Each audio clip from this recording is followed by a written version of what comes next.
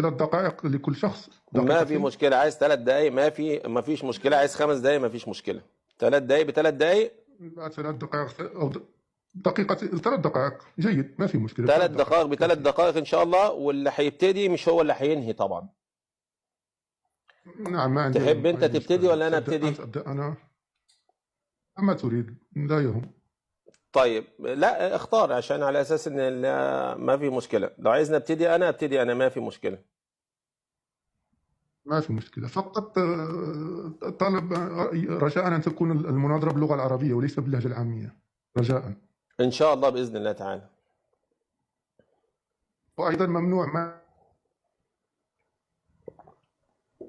نعم، إذا قفز واحد من المتر إلى موضوع عجز لا صوتك بيقطع. ممنوع منعا إيه؟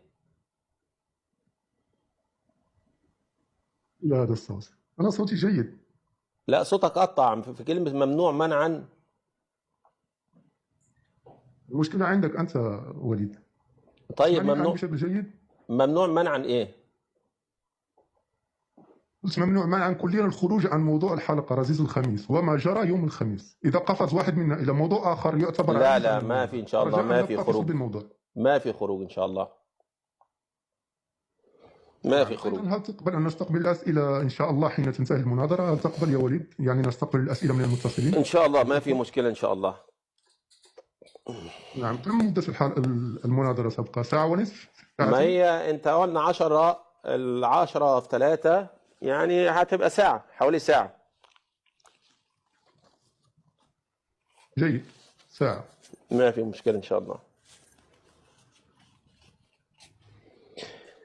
يلا نبدأ على بركة الله. الحمد لله رب العالمين، والعاقبة المتقين، ولا عدوان إلا على الظالمين. وصل اللهم على سيدنا محمد وعلى أهله وأصحابه أجمعين. الموضوع أعلى وأعظم وأعمق من عمر وكل الحضور.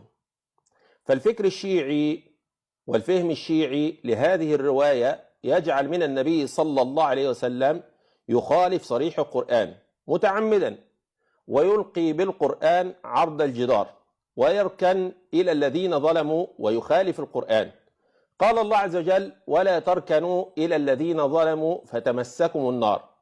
فبذلك يكون الفهم الشيعي جعل النبي صلى الله عليه وسلم يمسه النار، لأنه ركن وسمع كلام الذين ظلموا.